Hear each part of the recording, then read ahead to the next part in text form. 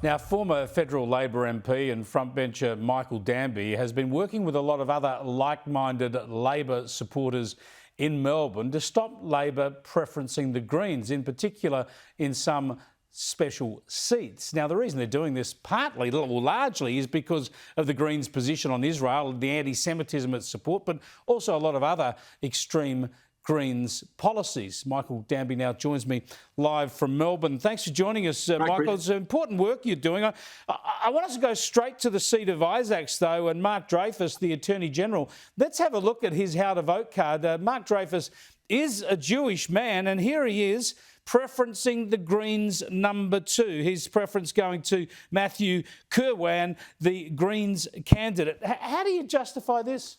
Explain this. It's not justifiable. It's not ethical or practical. If Mark had told people not to preference the Greens could have taken no revenge on him, because the Green voters would preference the Labor Party anyhow, because they're mainly left of centre voters. So Mark's no worse than many other Labor candidates around the country.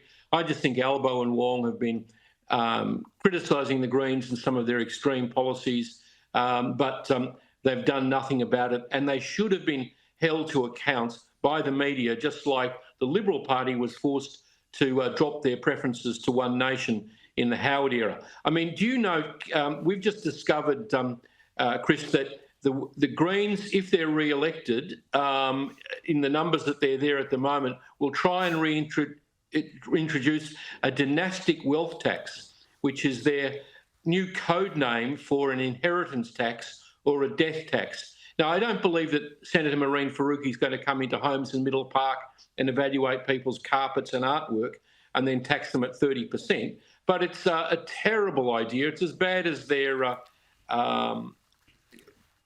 views on negative gearing. So, you know, the Greens should be evaluated.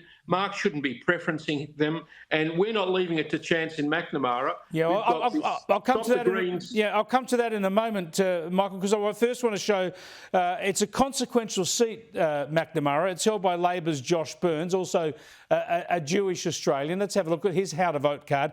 He's just saying vote for me, number 1. Then he's leaving it blank, leaving it up to everybody else. And I dips my lid to him. That's a principled stance, because that is not a super safe seat. You know, he will be under some sort of threat there from the Liberal candidate Benson Saulo. And you're backing. I'll go to this how to vote card or this pamphlet that you're spruiking, Michael, now for the same seat, where you're saying stop the Greens, and you've got a different how to vote card rather than leaving it up to people, suggesting they go number 1 for Josh Burns and number 2 for the Liberal Benson Saulo. Explain to us what's going on in McNamara, why you're doing this, and how it might unfold. Well, don't just take it from me. Last night on Bolt's program, Senator Stephen Conroy, who is a very well-informed person, suggested that Josh Burns might run 3rd. Now, with the preferential system, candidates are eliminated from the bottom.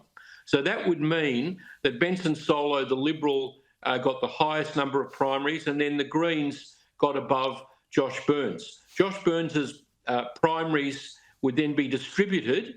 There's second preferences, and this card is designed to avoid the seat falling into the Greens' hands by mistake, by getting Labor voters to preference away from the Greens to Benson Saulo, who's a decent, middle-of-the-road Indigenous man.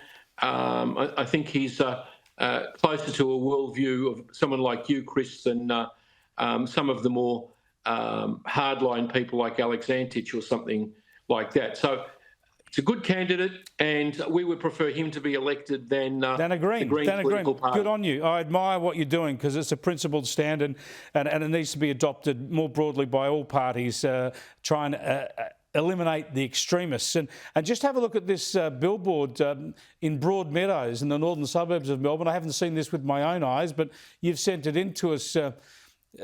You've sent this one into us, Michael. Have you sent it this legitimate, this free Palestine banner? Vote 1 for the Greens? I checked it out before I sent it to you, because I wanted to make sure that it was accurate. And I'm told by several people that they've seen it, and it towers over Broadmeadows. You would think, Chris, that they're campaigning in Gaza rather than in working-class Broadmeadows. This is designed to sort of corral the Muslim vote in the western suburbs towards them.